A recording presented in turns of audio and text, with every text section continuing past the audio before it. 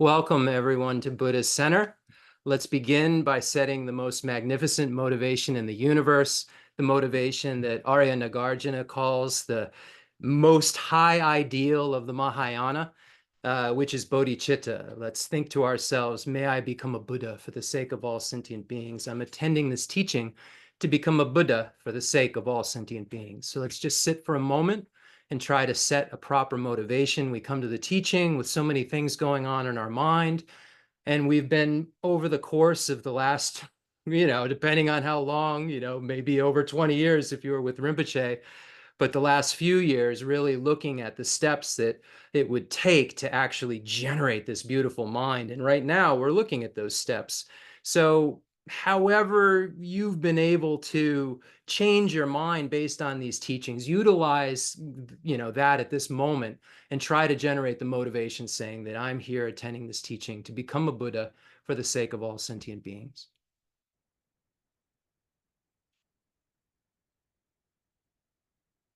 Now, with that beautiful motivation, however you were able to kind of generate it at whatever level, even if it was contrived, with that motivation, now we'll unite it with the wisdom side of the path. We know that the path to Buddhahood requires both method and wisdom, bodhicitta being method, and the wisdom is the wisdom realizing emptiness.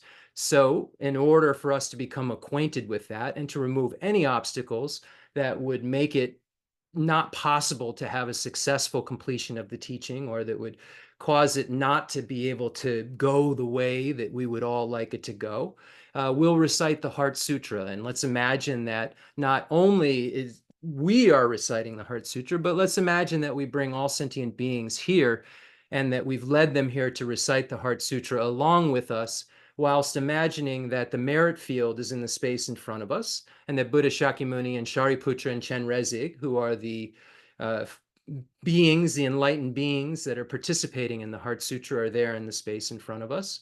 And all sentient beings have been brought here by you to be able to be your guests, to be able to hear the Heart Sutra, to be able to hear about the wisdom realizing emptiness, in order to be able to eventually developing the only liberating path that allows us to achieve nirvana. So with that being said, imagine that we are here with all sentient beings, and we have in the space in front of us all of the enlightened beings. And then specifically, we imagine that the beings who were there present at the second turning of the wheel of Dharma, the Sutra of the Heart of Transcendent Knowledge, are there in the space in front of us, giving us inspiration, and imagining that we're receiving the blessings from the merit field in order for those blessings to allow us, through learning about the truth, to transform our own magnificent potential. So let's begin with the Sutra of the Heart of Transcendent Knowledge. The Sutra of the Heart of Transcendent Knowledge. Thus have I heard once the Blessed One was dwelling in Rajagriha at Vulture Peak Mountain, together with a great gathering of the Sangha of monks and a great gathering of the Sangha of bodhisattvas. At that time, the Blessed One entered the samadhi that expresses the Dharma, called profound illumination.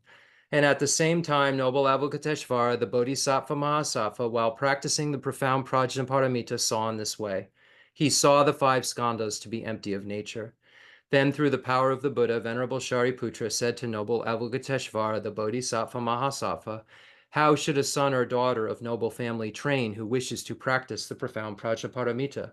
Addressed in this way, noble Avalokiteshvara, the Bodhisattva Mahasattva, said to Venerable Shariputra, O Shariputra, a son or daughter of noble family who wishes to practice the profound Prajnaparamita should see in this way.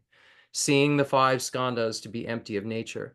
Form is emptiness. Emptiness also is form. Emptiness is no other than form. Form is no other than emptiness. In the same way, feeling, perception, formation, and consciousness are emptiness. Thus, Shariputra, all dharmas are emptiness. There are no characteristics. There is no birth and no cessation. There is no impurity and no purity. There is no decrease and no increase. Therefore, Shariputra, in emptiness, there is no form, no feeling, no perception, no formation, no consciousness, no eye, no ear, no nose, no tongue, no body, no mind, no appearance, no sound, no smell, no taste, no touch, no dharmas, no I, dhatu, up to no mind, dhatu, no dhatu of dharmas, no mind consciousness, dhatu, no ignorance, no end of ignorance, up to no old age and death, no end of old age and death, no suffering, no origin of suffering, no cessation of suffering, no path, no wisdom, no attainment, and no non-attainment, Therefore, Shariputra, since the bodhisattvas have no attainment, they abide by means of prajnaparamita. Since there is no obscuration of mind, there is no fear. They transcend falsity and attain complete nirvana. All the Buddhas of the three times by means of prajnaparamita fully awaken to unsurpassable, true, complete enlightenment. Therefore, the great mantra of prajnaparamita, the mantra of great insight, the unsurpassed mantra, the unequaled mantra, the mantra that calms all suffering should be known as truth, since there is no deception. The Prajnaparamita mantra is said in this way. Te ata om gate gate paragate parasangate bodhi soha. Thus Shariputra, the Bodhisattva Mahasattva, should train in the profound Prajnaparamita.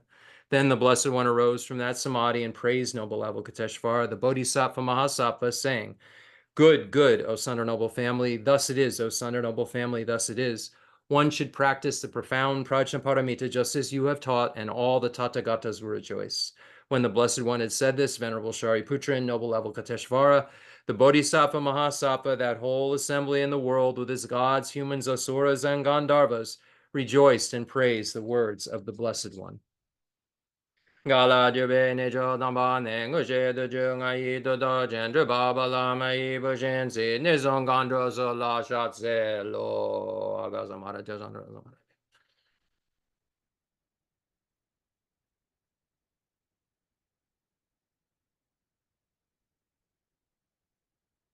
aga samara te san dara samara ya e te ata on gate gate para sangate bodhi zo ha baba gonchu sanji gai dembe doji je loba doji meba doji shewa doji dragi bache mete beje danji she ten koye zo ha gerin donja je je she wa dan midun beje dan de wa dan tumba donji bonzon zonjoji dashi de jan den da de le jo.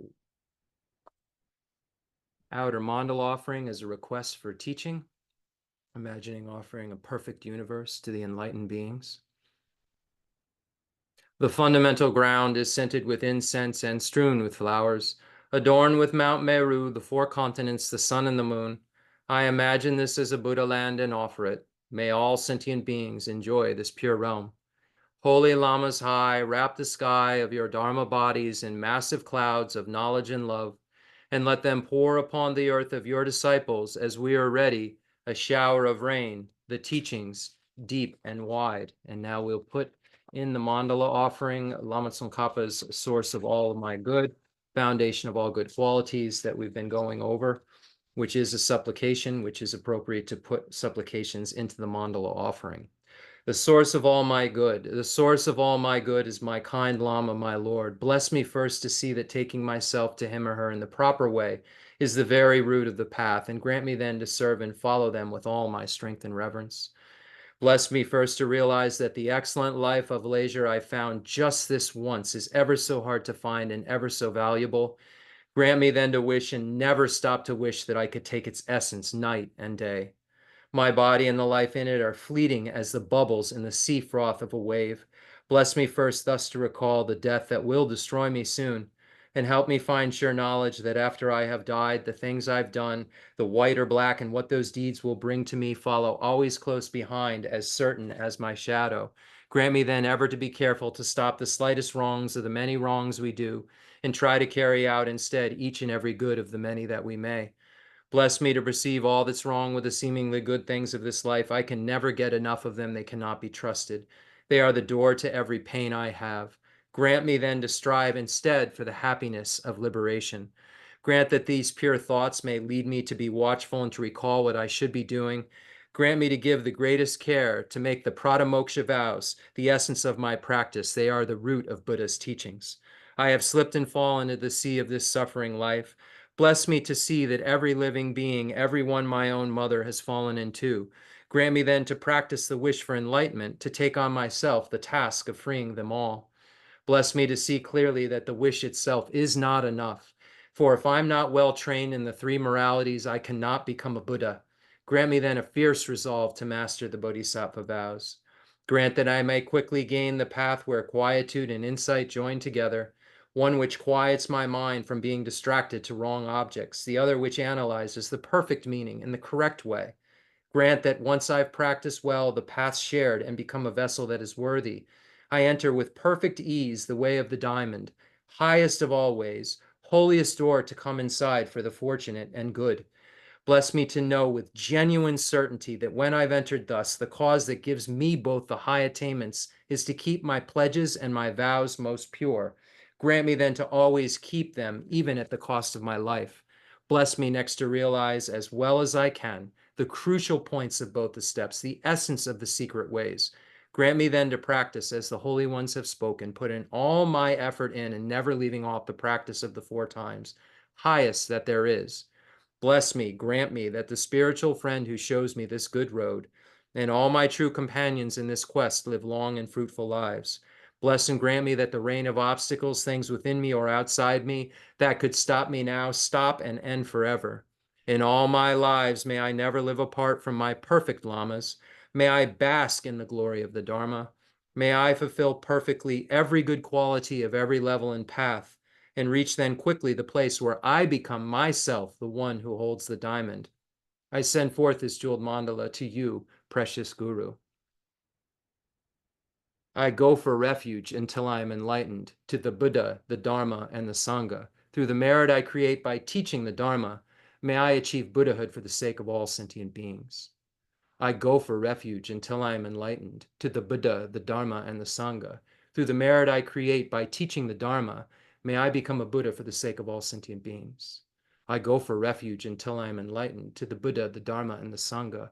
By the merit I create by teaching the Dharma, may I become a Buddha for the sake of all sentient beings.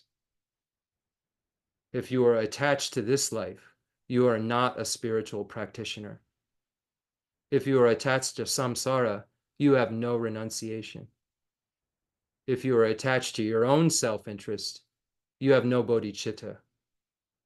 If there is grasping, you do not have the view. And that's from Sachen Kongan Nimpo's Parting from the Four Attachments. Hey, everybody.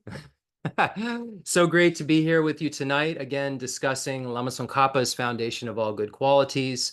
Here it's entitled The Source of All My Good, and we've gone through the teachings shared in common with beings of small capacity and the teachings shared in common with beings of medium capacity, and now we've arrived at the teachings for beings of great capacity, and we know that this is where we enter the Mahayana, where we start to learn about the mind that aspires to enlightenment, how to achieve aspiring bodhicitta. What is aspiring bodhicitta? What is engaged bodhicitta? So this conversation starts to happen at the stanza that we're currently on. The conversation starts to happen first about aspiring bodhicitta, because we know that's the mental basis necessary to actually have the engaged bodhicitta. So we begin with the inspiring bodhicitta, but we know that when we look at Panchen Sanandrapa's general meaning of perfection, at the how we would generate the mind that aspires to enlightenment, how we would get this aspiring bodhicitta, we see that this mental basis requires a ton of preparation and instruction and meditation to kind of serve as the foundation necessary to actually generate the mind that aspires to enlightenment. And when we look at the steps that we're currently studying to generate the mind that aspires to enlightenment, it's indispensable to understand the teaching shared in common with beings of small and medium capacity. We must truly understand what it is that we would like to emerge from. We have to understand what the Buddha meant when he said, this is the superior truth of suffering. And when we look at the great treatise on the stages of the path to enlightenment, there's a huge section on the 8 sufferings and the 6 sufferings and the 3 sufferings and so forth. So we really get a taste for what is our plight, what is the prison called cyclic existence that we're in, no matter how good it seems at any given point in time.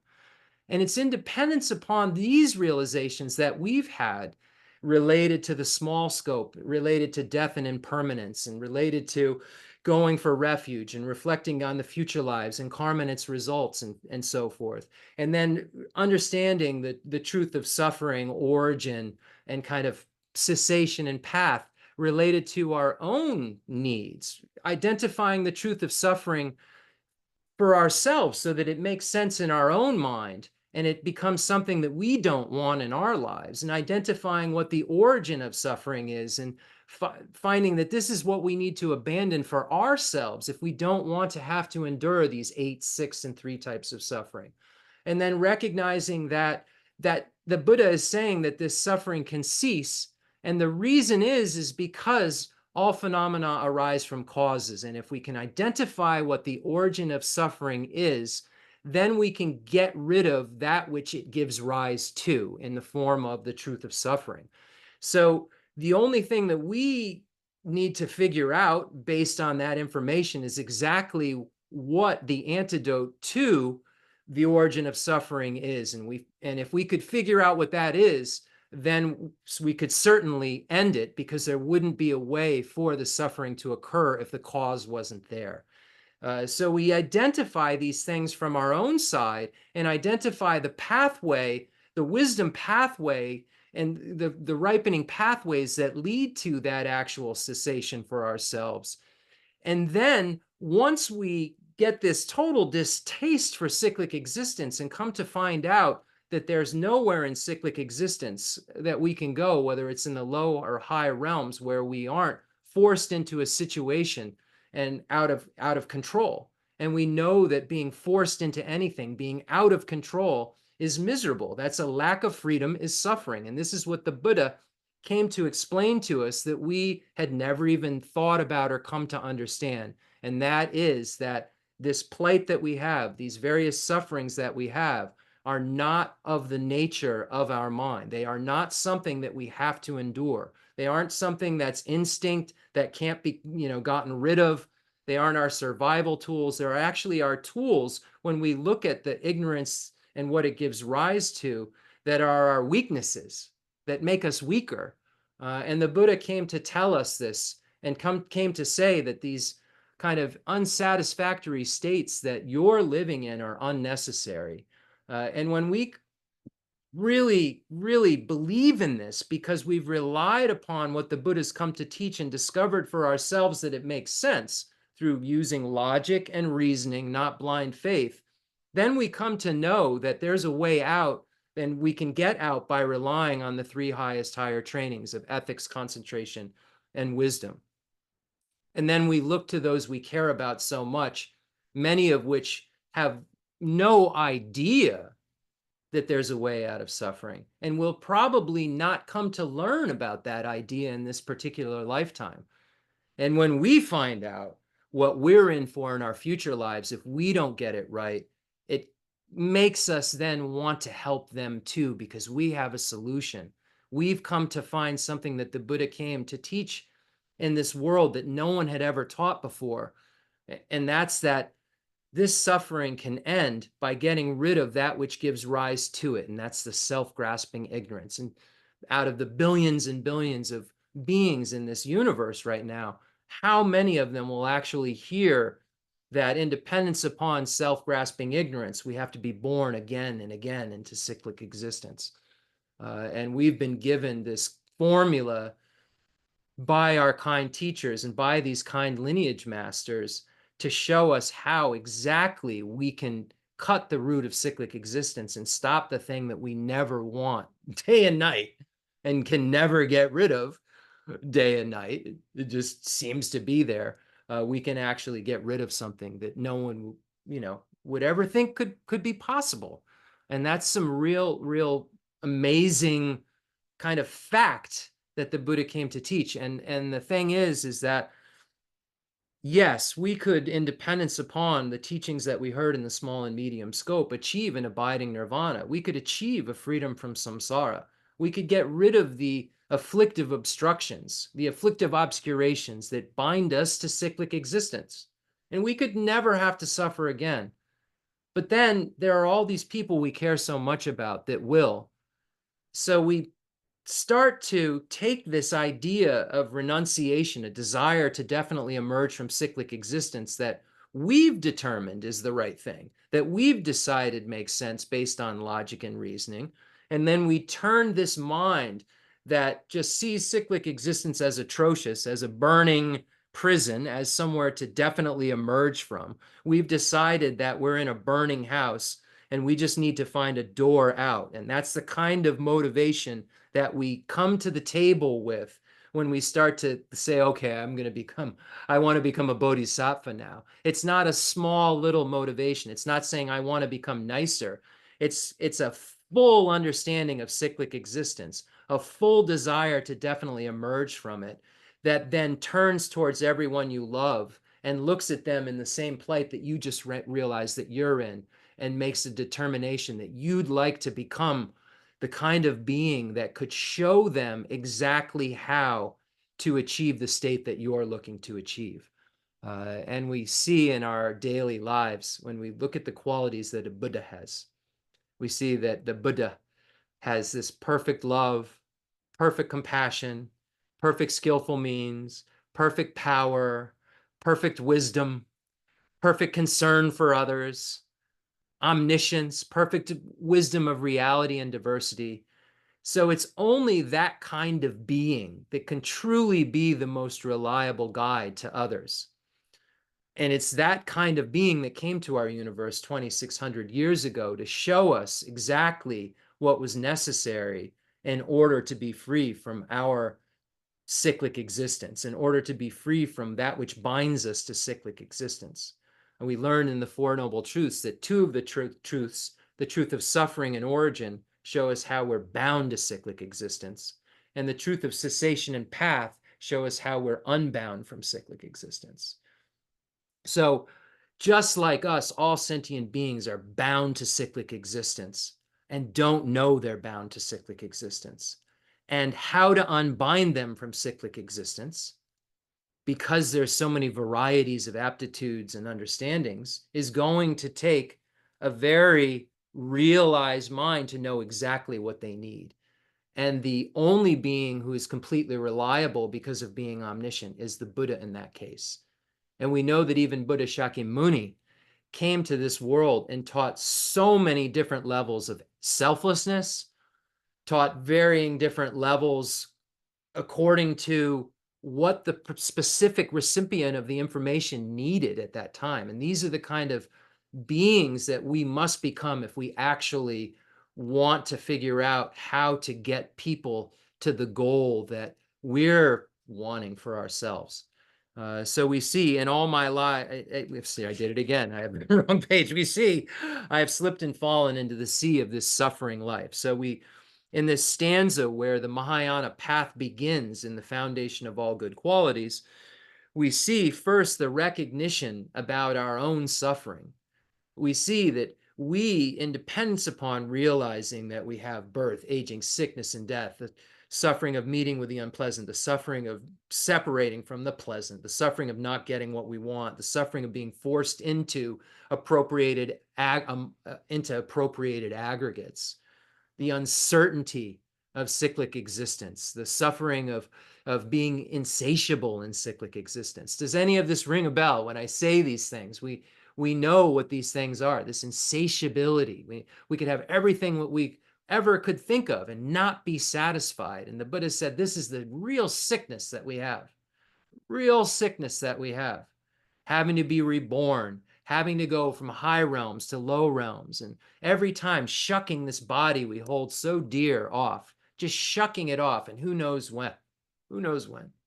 And when we shuck it off, and when we have to go to these different realms, we are all alone, and these people we care about so much won't be there to be our companions. We sometimes feel like we need a companion to go to the grocery store. We don't want to feel alone. Imagine circling through these lives after lives after lives and being alone through the process of being ejected from this body through an intermediate state into another birth of some sort among the six realms of cyclic existence, and having to relearn all over, not having these kind of tools, and having to endure whatever your kind of throwing and completing karma has to deal to you. And these have been things you've done since beginningless time. So the stakes are really high. We won't have a companion through this whole process. And we say we feel so alone. During COVID, we felt so alone, but that's cyclic existence. We just haven't seen it. We haven't seen it completely. There will always be this separation and sadness that'll occur in cyclic existence. Something that we love, we will always separate from. And then the suffering of suffering, the suffering of change. And really, what the Buddha came to tell of us about was the pervasive compounded suffering, being forced over and over and over again into a set of contaminated aggregates by contaminated karmas, afflictions, and their corresponding seeds driven by self-grasping ignorance. So yes, I have slipped and fallen into the sea of this suffering life. So that here Lama Tsongkhapa is checking in with us maybe to see, or checking in with, just checking in with the practitioner to see, like, are you really prepared to practice bodhicitta? Are you really prepared to, take this huge, courageous mind on? Are you willing to endure the hardships of a bodhisattva? Do you really, really know what samsara is and what samsara isn't? Do you know what a Buddha is? You say, I want to become a Buddha for the sake of all sentient beings. Do you know what a Buddha is? Do you know what the Dharmakaya is? Do you know what the Sambhogakaya is? Do you know what the Nirmanakaya is? Or the truth body and the enjoyment body and the emanation body? Do you know what the Buddha's excellent qualities of body, speech, mind, and enlightened activities are? These things are all things that form the mental basis for you to want to become a Buddha, that need to be there in order for you to get bodhicitta, because the process to getting bodhicitta, you can learn these steps rather quickly, but implementing them and actually having your mind transform from the self-cherishing attitude that we live with 24/7 to a mind that cherishes others is not a short feat. It's not something that quickly happens. So, we have to make sure that the foundation that we have before we start playing around with these ideas that of giving and taking, or playing around with these ideas that I will put your needs before my own, and these practices that we do. And sometimes we don't even have any clue what we're talking about. We don't even know what we're trying to get people out of, because we don't even know what we're trying to get ourselves out of. So without a firm understanding of the Four Noble Truths and a firm understanding of the 16 attributes of the Four Noble Truths and the illusions that we have in relation to thinking that impermanent things are permanent, and thinking that, things that are suffering are actually happiness, and thinking that things that are, dirty are actually clean, and thinking that things that are selfless have a selfhood. We have so many things that we have to get to know we're wrong about in order to say, okay, I want to help you get to know what you're wrong about. I mean, it's almost a sense of arrogance to state these things and say, may I become a Buddha for the sake of all sentient beings, but not really know what that means, not study the teaching shared in common with beings of small and medium capacity, where we find out exactly what a Buddha is and why we go for refuge in the Buddha. What the fear of cyclic existence is, we learn about, and then we learn that the only protector, the only reliable guide is Buddha. So we learn this in the small scope. So we start to learn about these excellent qualities that the Buddha has and become to revere the Buddha right out of the gate in the small scope, where we're learning about our predicament, learning really the facts about our predicament. We come to find out that this Buddha is the only one who has an answer for us. So when we look to the people that we care for and we want them to have help, we have to come to this kind of same conclusion that we've come to, that the Buddha is the only one that's reliable helper for them.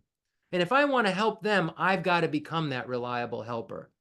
So this is a humongous process of mental transformation that takes place from the small scope to the medium scope, that sets you up to be able to actually become a bodhisattva.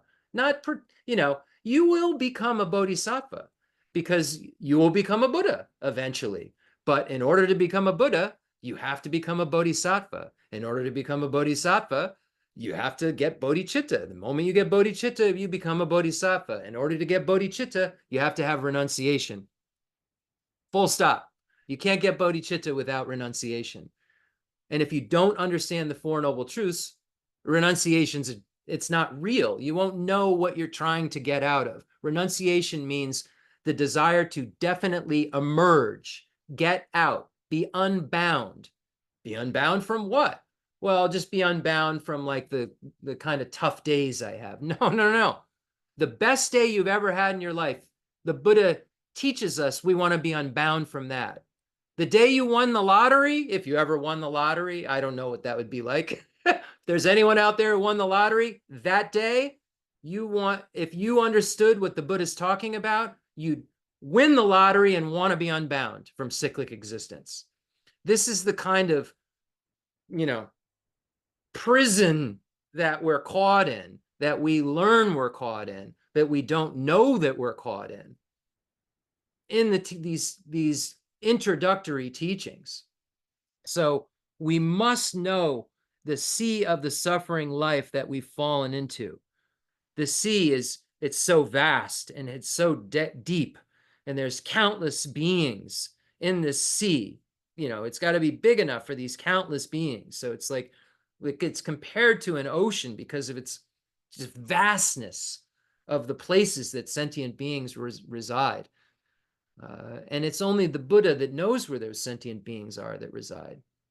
So the main point that I just wanted to make about this is that do not, under any circumstances, get this huge affinity only for the teachings you find maybe from the second volume of the Lamrim Chemo on, and skip the first volume of the Lamrim Chemo, the great treatise on the stage of the path to enlightenment. Because I assure you, if you do not know the information clean, and you haven't meditated a lot on the information in the teaching shared in common with beings of small and medium capacity found in the first volume of the Lamrim Chemo, the great treatise on the stage of the path to enlightenment, there's just no chance. If you don't have a really, really lot of working basis with that first volume, the second volume, which is more fun, and then the third volume, ever so much more fun still and more difficult, and you have to be pretty much genius level to get all the points in it. And I see a lot of people flow to that, and then when you start to get an understanding of what's karma, what's its results, what's completing karma, what's projecting karma, what's variable karma, what's certain karma, what's magnification of karma, what's karma, you don't get, you don't actually experience karma that others create. You only experience your karma, the infallibility of karma. Karma won't go away unless it's had an opponent force or purified. You got to know all of this information because it's what tells you that there's a problem. It's what sounds the alarm of problem. So we've been looking at now, bless me to see that every living being, every one my own mother has fallen into. I'm now recognizing I've turned my renunciation. I just want to get out day and night. I want to seek transcendent liberation. I want to exit out of cyclic existence. We now see every living being, every one my own mother has fallen into. Grant me then to practice the wish for enlightenment, to take on myself the task of freeing them all. So we've been talking about one of the methods for generating the mind that aspires to enlightenment, called the 7-point cause and effect for realizing the mind that aspires to enlightenment, passed down from Buddha Shakyamuni to Lord Maitreya to Master Asanga, down through the extensive deeds lineage to Master Salimpa and Lord Atisha, and then trickles down into our fortunate laps, into our fortunate ears and eyes when we read it. We're very, very fortunate to have these instructions. So the 7-point cause and effect for realizing the mind that aspires to enlightenment has an actual pre-step. So if we were to break it out and look at it, from a ways out, you would say that there's a pre-step called equanimity, and then there's 6 steps that are actual causes that are the body of the practice, and then one thing that is a result. So therefore, it's called the 7-point cause and effect for realizing the mind that aspires to enlightenment. 6 causes, 1 result, with a pre-step that's not included in the 7. It's a pre-step. It's a foundational step of equanimity. So this is how it would go. And it sounds like this: equanimity, the pre-step, and then the 6 causes are as follows: recognizing sentient beings as your mother, remembering their kindness, wishing to repay their kindness, love through the force of attraction, great compassion, and then the extraordinary attitude, or altruism, it's called. So these are the 6 causal steps. And then the result, the seventh point, is bodhicitta. So from this foundation, this pre-step of equanimity, and then the practice of these 6 causes that equanimity allows you to actually do, you then can generate the mind that aspires to enlightenment if you meditate over and over on these steps enough. And then the other practice we'll talk about later, passed down in the profound view lineage from Buddha Shakyamuni to Arya Manjushri to Arya Nagarjuna and Bodhisattva Shantideva and so forth, equalizing, exchanging self with others practice. But this particular practice of the 7-point cause and effect for realizing the mind that aspires to enlightenment was the more open taught practice that was publicly taught. The other instruction was more from a teacher's mouth to a student's ear. It was considered more of a secret lineage because it's a little bit more of a sophisticated way of going about generating the mind that aspires to enlightenment. And then there's ways to combine these practices.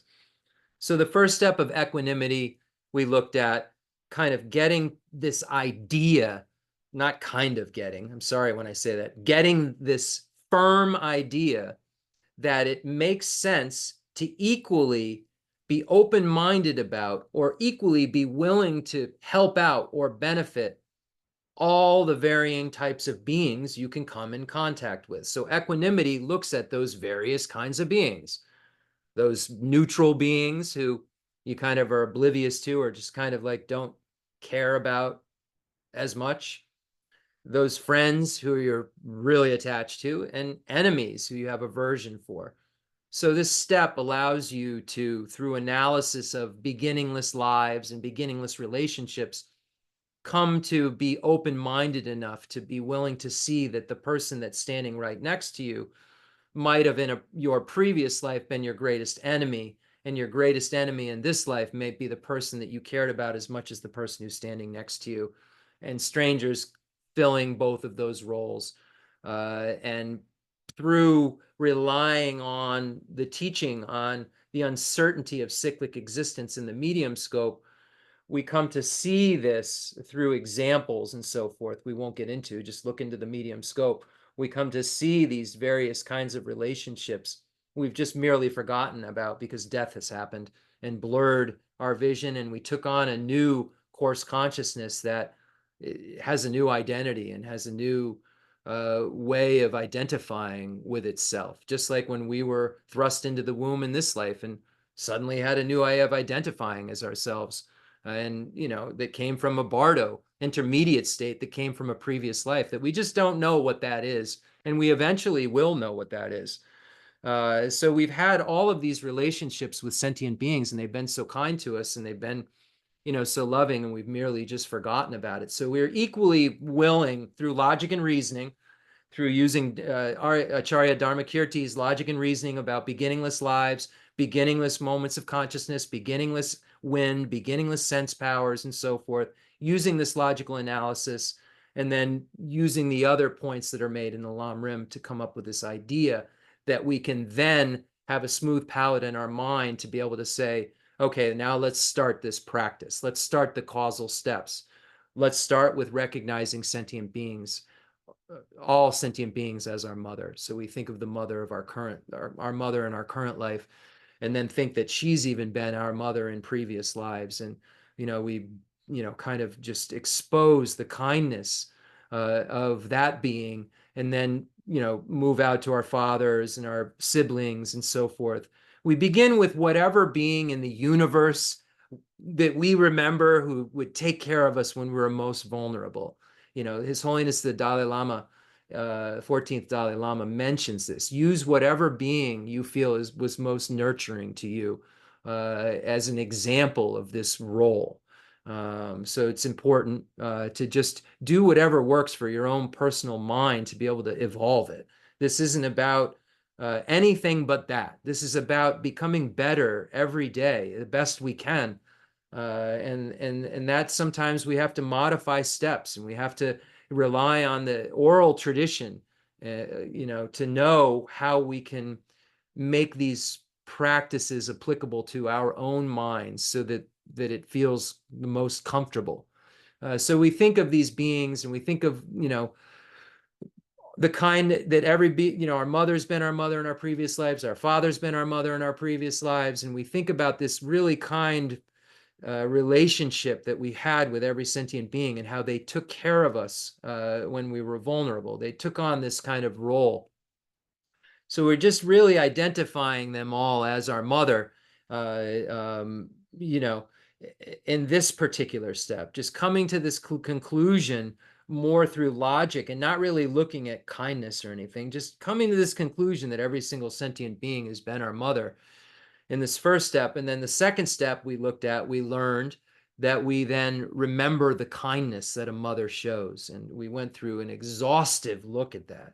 We've been looking at, and I encourage anyone who hasn't seen the previous teachings to go on YouTube to Buddhascenter, Buddha's Center, one word, no apostrophe, on the YouTube channel. And you can see all the previous teachings where we've magnified each of these steps.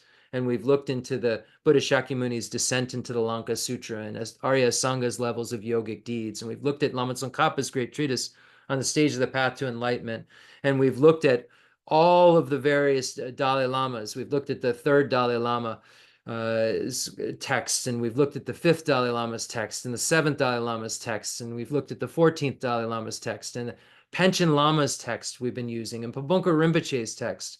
We're so fortunate to have all of this information to pull from to learn how to evolve our minds. So I encourage you to, get to where we are at now in the teachings if you can, if you haven't seen them. Because they're really rich with a lot of reading material that I think is very helpful in getting, an idea of how you could get this mind. So we've looked at the recognizing the kindness, and now we've arrived at the point where we're, wanting to repay that kindness. So we're coming to the conclusion that we must repay this kindness that sentient beings have shown us. And this is kind of the strong attitude that brings us into our ability to say, okay, I'm going to really do this for them.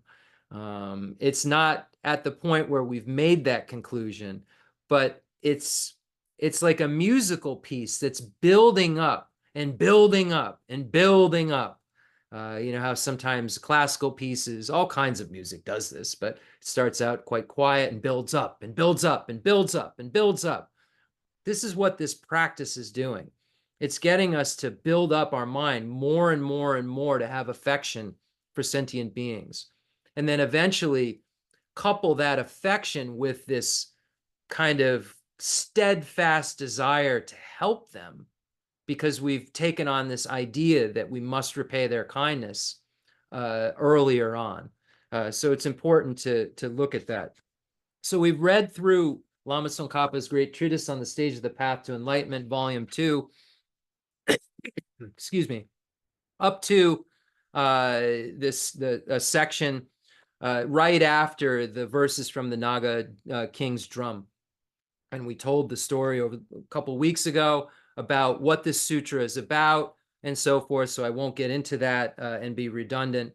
But it's a very beautiful story about the origination of this sutra, the Naga King's Drum Sutra. And we find this quoted quite a bit in the teachings. So I encourage you to find out about it or learn about it in the previous teachings. And Lama Tsongkhapa goes on to say, so we've been thinking about, sentient beings, how would we repay their kindness? And we've come to the conclusion that the wealth and happiness of samsara is deceptive. And this isn't helpful for beings we've decided have been so kind to us.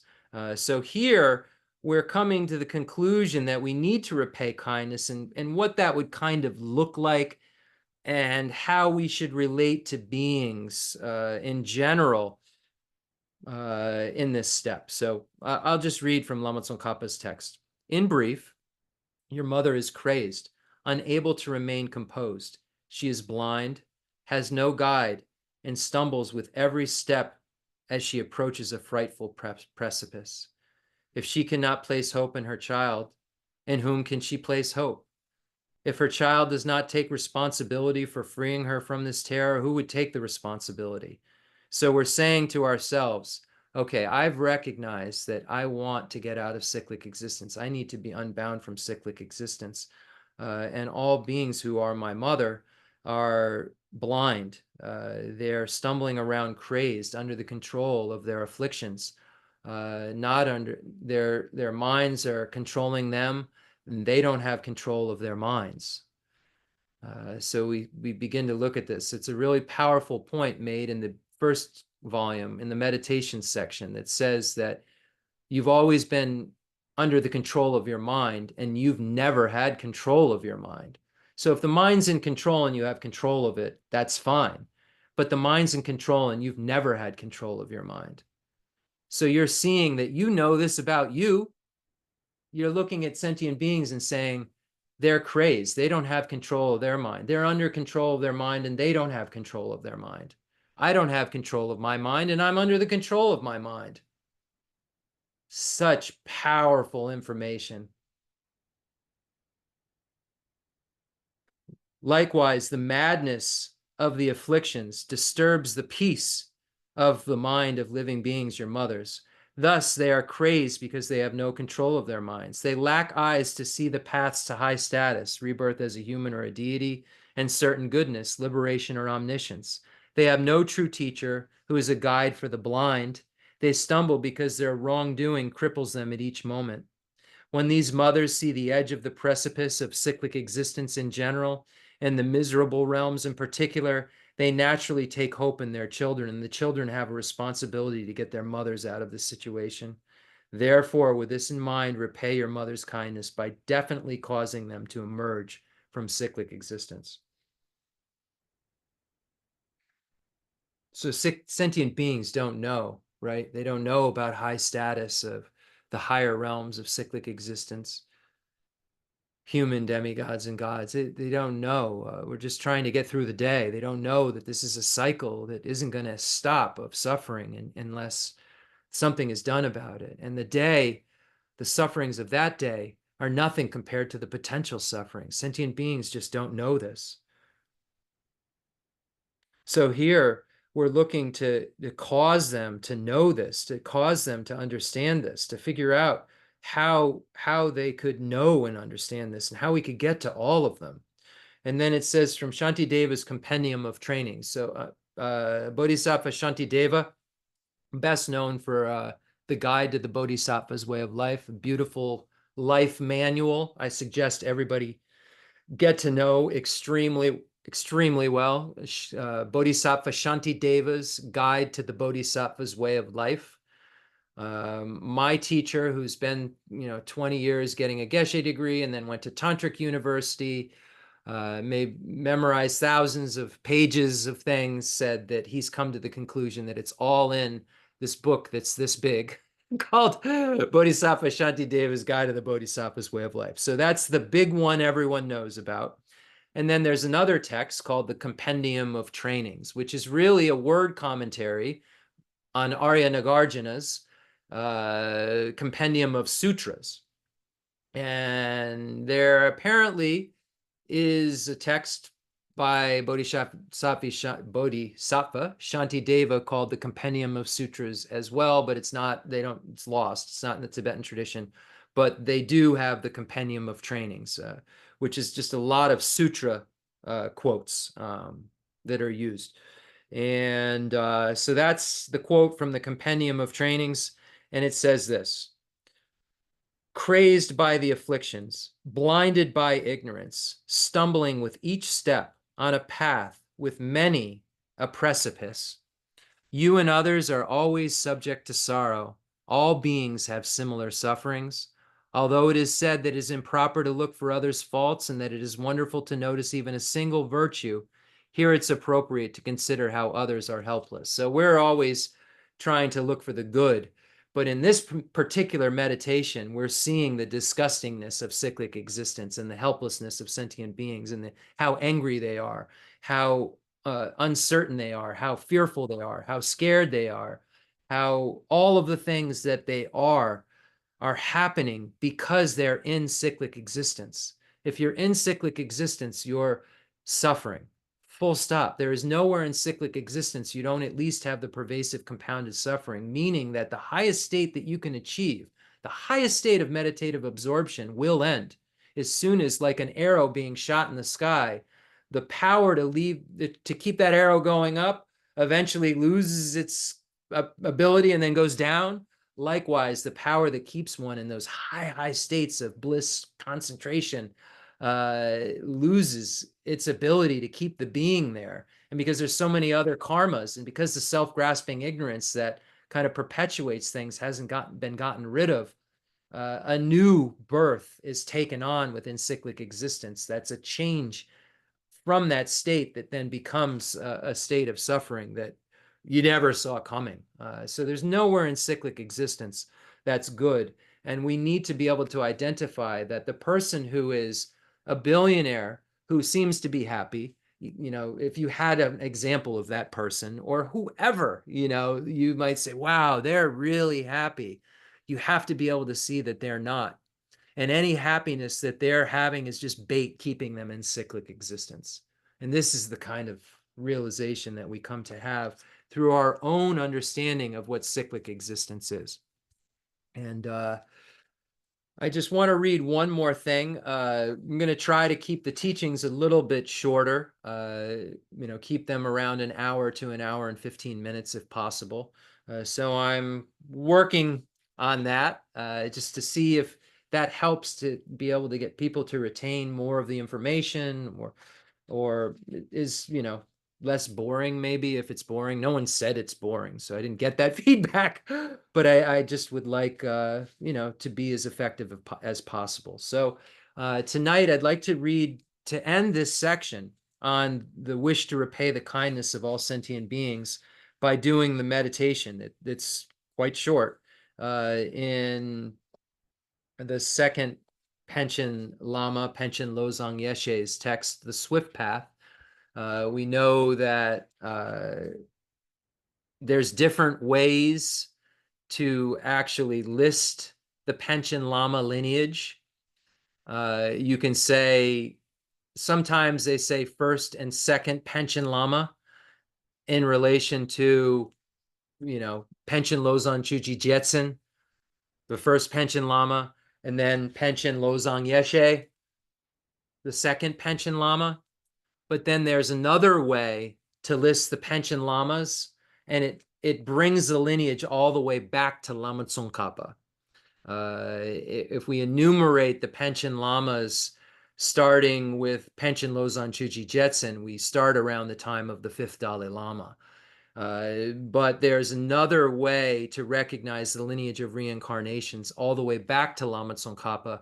And then that particular way of looking at it makes what we would call the first Panchen Lama, the fourth Panchen Lama, and then the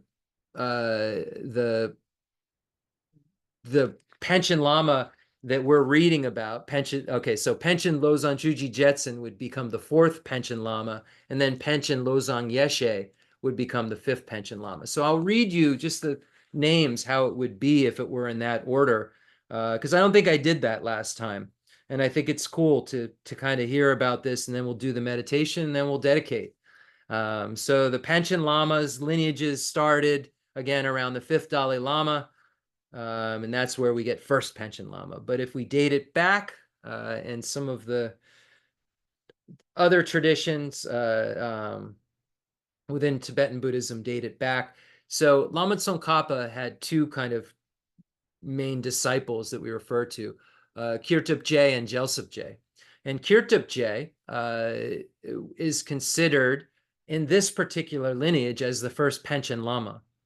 And then after Panchen Kirtup Je, so you would say Panchen Kirtup Je, so Lama Tsongkhapa's root student, Panchen Kirtup Je, Kirtup Tamche Chemba, sometimes they call him, then to Panchen Sonam Cholong, then Panchen Ensapa Losang Dundru. So we've heard of Ensapa many times, the story of the student going to Jewa Ensapa, Panchen Ensapa, and saying, now, and he's about, and Lord Asapa is about to pass, and his student says, how will I go on? Who will be my teacher? And Master Ensapa says, the books are your teacher now. So of Master Ensapa from that story. He'd be considered the third Panchen Lama. First Panchen Lama in this order would be Panchen Kirchupche, then Panchen Sonon Cholang, then Panchen Ensapa Lozon Dundu, then Panchen Lozon Juji Jetson. We get to 4. And that's the Panchen Lama we know about as the first Panchen Lama, and then Panchen Lozang Yeshe, who we're reading about now, who then becomes the 5th Panchen Lama in that order, or the 2nd Panchen Lama in the other order. So just some more facts so that you know some stuff maybe that you didn't know before, or reinforce stuff that you knew before. So the Panchen Lamas were very much about integrating the path of Sutra and Tantra. There was always integrated path in their writings, and they would write it in terms of seeing the Guru as the Buddha and is inseparable from the Yidam. So when you see the meditations that they're giving, the meditations are always, not always, but they generally start with on your crown, an actual your teacher who's inseparable from your yidam. So you're using kind of the strength of the blessing of your lama as reinforcement, as a strengthening for this practice to become effective. Because we know that the foundation of all good qualities is the teacher. It's the foundation of all good qualities, or the source of all my good. The poem starts by saying this: the foundation of all good qualities is my kind Lama, my Lord. So we visualize our teacher at our crown. So it says, having reflected on their kindness in this way. So Panchen Lozang Yeshe is saying, having reflected on equanimity, all sentient beings as our mother, and remembering their kindness, having reflected on their kindness in this way, visualize the Guru deity above your crown and reflect as follows. So this will be done just kind of in a short meditation form, but it'll give you a little bit of a taste on how you do this meditation, just like we got the taste of how to do the meditation on equanimity, recognizing sentient beings as our mother and remembering their kindness. So just try to get your mind into the most conducive state possible for doing this. Imagine you're supported by the merit field to give you confidence in the space in front of you. You have your gurus separable from the deity on your crown. And imagine that all sentient beings are here experiencing the same exact thing with you, thinking about the same exact thing, listening to these instructions and having them transform their minds. A blessing, again, Shin is magnificent potential. Lup is transform. This is the word for blessing in Tibetan, transforming our magnificent potential. We have this potential to mature, and in dependence upon the teachings and in dependence upon the blessing, which is the teaching of the truth of the ripening path and the liberating paths, we can transform this mind that has the potential to transform. We have proliferating bodhicitta, we say. Our mind can evolve. Our mind, as it evolves, it's because of the blessing of the teachings, because it couldn't evolve without the truth being intervened into our mind, intervening in our mind.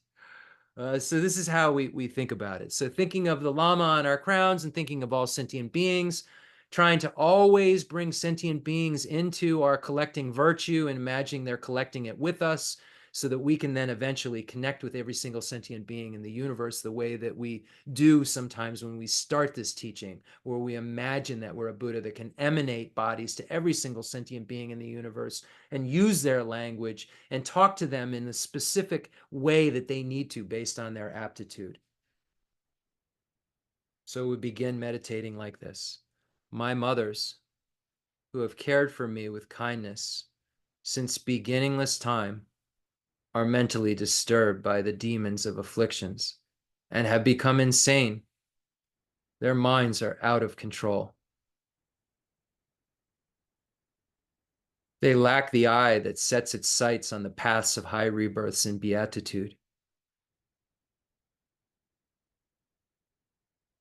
They are deprived of a virtuous spiritual guide who serves as a guide for those who are blind.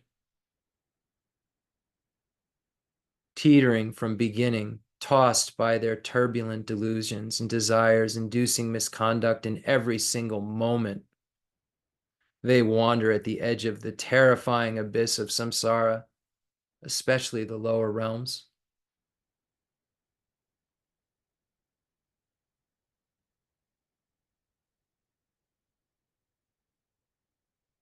It would be contemptible were I to ignore these mothers. Therefore, to repay their kindness, I will free them from the suffering of samsara and set them in the happiness of liberation. Guru deity, please bless me that I may do so.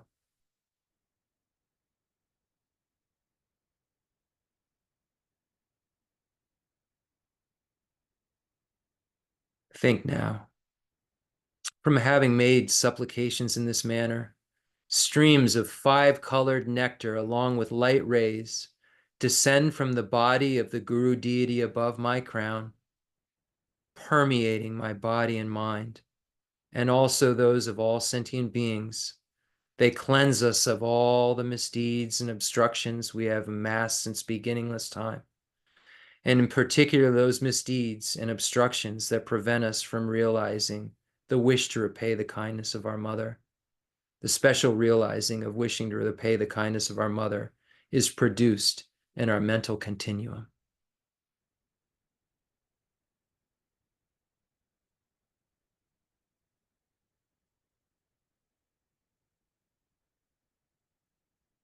This is a really difficult step to get to when we look at the implications of what we're saying here. Um, we're saying that no matter how you act, I love you. No matter how you act, I want to repay the kindness you've shown me.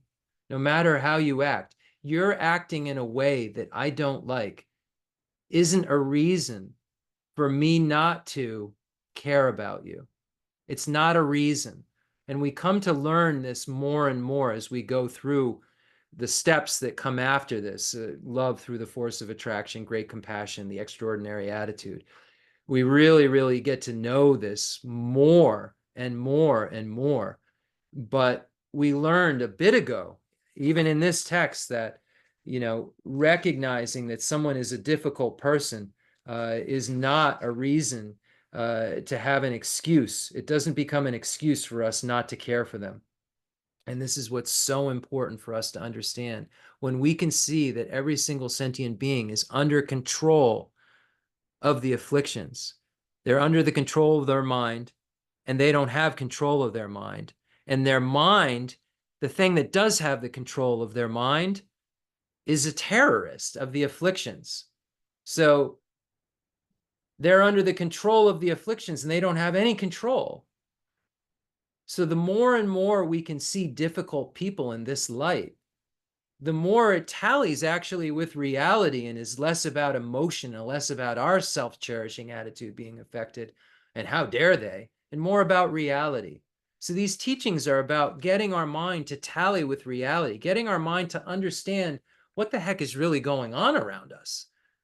Because we suffer day and night because we don't know what is going on around us. We don't know these infinite relationships that we've had and this interdependence that's going on. Because if we did, we wouldn't act the way that we do. And we act the way that we do because we haven't studied enough, we haven't analyzed enough, and we haven't put these teachings into practice. And we'll eventually be able to know how to work with those three baskets, know how to first start with that foundation of being able to pay attention to our body and our speech, and then pay attention to our mind, and then pay attention to what's the ignorance that's keeping us from everything that we want. And if our mind's not calm enough, we can never, ever, ever get to that. So we have to start to learn how to modify our behaviors, modify our life, modify the things around us so we're not too close to the things that cause our afflictions to come up if we can help it until we're ready.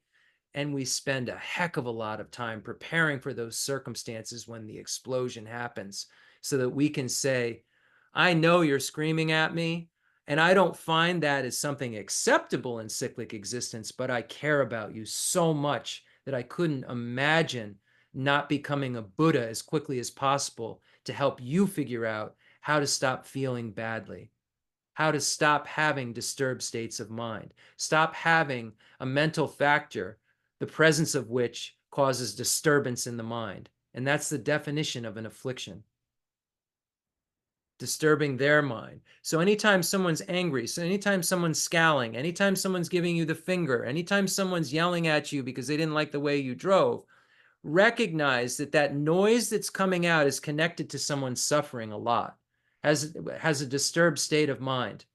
Remember that. Just like when you're out of control and don't know why you acted a certain way, same reason, because you've been under control of your mind since beginningless time, but unfortunately, you haven't had control of that mind that you've been under the control of. If the mind controlled everything and you controlled the mind, no problem. You'd be the boss and be like, go here, go there, do this, do that. But unfortunately, the afflictions are the boss. And they say, go there, go do this, yell at this person, crave that, be unsatisfied. And these teachings allow us to become smarter about reality. It's not to discover religion. It's discover the truth of reality that we can do by looking at the logical points that the Buddha made. Thank you for listening. And let's conclude now with the concluding mandala offering and dedication prayer as a thanksgiving for these precious teachings that I didn't make up. I mean, Khensa Geshe Wandak Rinpoche, in the final hours of him speaking with me in his life, asked me to continue the teachings. The teachings that he passed down to me, he didn't make up. He got them from his teacher that relied upon these authentic commentaries, because this is the best way to go about changing your mind. Find out people who've changed a mind that's just like yours into a mind that you want. Who had, find out how people who had a mind just like yours that don't anymore, find out what they did to make it like you want it to be. Like when we look at these holy teachers like Rinpoche, Khensa Geshe Wandak Rinpoche, and His Holiness the Dalai Lama, it's not a secret what they did to get to where they are. They say it every time they open, they teach. It's all they care about talking about. If you ever get around to high lamas, all they care really about is teaching you what they did, what they learned to become the magnificent beings they are. They didn't fall out of the sky magnificent. They worked on their minds and became magnificent beings, just like you can become a magnificent being and not have to have a presence of something disturbing your mind, because the afflictions are adventitious defilements. Meaning, what does that mean? That's a big word. It means they're add-ons. It means they're not there as the nature of your mind. And if something's added on, it can be taken out. And then the beautiful mind that isn't inhibited, that isn't constricted, can be shown. And if you can then get rid of the self-grasping ignorance and the self-cherishing attitude, you'll be the most reliable guide in the universe, just like Buddha Shakyamuni. And there'll be no distinction in your wisdom and Buddha Shakyamuni's wisdom in terms of quality. You'll have separate consciousnesses, but your quality of wisdom and Buddha Shakyamuni's quality of wisdom will be no difference. Your compassion and Buddha Shakyamuni's quality of compassion will be no different. And will be no different because you will rely upon, and I will have to rely upon, the same exact things that Buddha Shakyamuni relied upon to get to the place where there were no longer afflictive obstructions and obstructions to omniscience. You don't have to make it up. It's so beautiful. The Buddha came into this world out of great compassion to tell us something no one had ever told the world before. The fundamental ground is scented with incense and strewn with flowers, adorned with Mount Meru, the four continents, the sun, and the moon. I imagine this is a Buddha land and offer it. May all sentient beings enjoy this pure realm. I dedicate whatever virtues I have collected for the benefit of the teachings of all sentient beings, and in particular for the essential teachings of Venerable Azandrapa to shine forever. I send forth this jeweled mandala to you, precious Guru. Any mistakes I've made, I apologize for making them. I'm not clairvoyant. I don't know what scope I should be teaching to exactly. And if I've made any technical errors, I don't believe that I did, but if I did, I apologize for that. May they be purified by the mantra of Vajrasattva. And you can also imagine similar the way we just imagined. Imagine Vajrasattva in the space in front of you, and imagine that white ohms, red ahs, and blue homes are descending and dissolving into you, and the white ohms are purifying your body, the red ahs are purifying your speech, and the blue homes are purifying your mind. Om benzazada zamaya manubalaya benzazada zeno vajita dita me baba zudogaya me baba zubogaya me baba hanurada me baba sabasiri me brayaja zavagama zuja me gitam jiranguru hom ha o bhagavan zavada gata benza mame monga benza baba mahasamaya sapa ha hom ve. May we always be protected by Paul Dan Lamo, Dharma protector. Jo Rama, Jojo Rama, Tunjo Kalarache, Mo Ramo, Acha Dacha, Tunjo, Rula, Rula, Hongjo. Paul Dan Lamo is the wrathful, tough emanation of Aryatara, the female Buddha. I dedicate all this virtue to emulate the knowledge of the hero Manjushri and likewise Samantabhadra as well. With whatever dedication is praised as supreme by all the conquerors who traverse the three times, I also dedicate all my roots of virtue for the sake of auspicious deeds. Long life prayer for His Holiness the Dalai Lama, the wish-fulfilling jewel in our world, right here with us, walking on the same earth, breathing this air with us, Chenrezig Buddha. In that pure land surrounded by snowy mountains, you are the source of all benefit and happiness, all-powerful Avalokiteshvara Tenzin Gyatso. May you stay until samsara's end. And a prayer of supplication to Namgyal Khentsur Geshe Wandak Rinpoche, my root lama, to please always in all of my lives be there. And I pray that in all of your lives he's there too, because he's a very reliable guide. If you never got to meet Namgyal Khentsur Geshe Wandak Rinpoche before, I've never had a being in my presence who cared so much about me in a way where there was no him. Wow. A complex yogi poses as a simple monk. Homage to Khentsur Geshe Wandak Rinpoche, our precious spiritual friend who is inseparable from Aryatara. I fully prostrate, covering as many atoms as the earth is possible, to your pure body, speech, mind, and enlightened activities. I offer to you drinking water, bathing water, flowers, incense, candles, scented water, food, and music, purified by Om Ahom, Om Ahom, Om Ahom. The rarity of having 1,000,000 wish-fulfilling gems is a common occurrence compared to meeting with a holy teacher like you, who placed the complete path to Buddhahood in our childlike hands.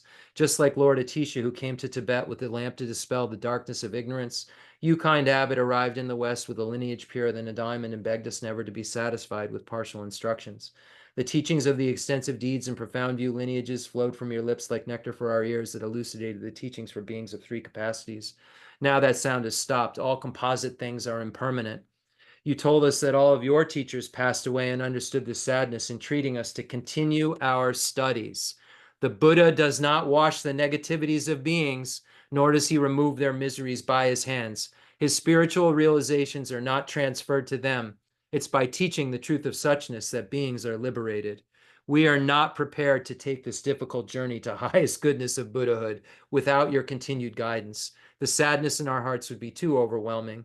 May you swiftly return to this world and take care of us in all of our lives, wherever we may be, never leaving our hearts in crowns. May all sentient beings perfectly realize renunciation, bodhicitta, and the correct view of emptiness, so they know who you really are.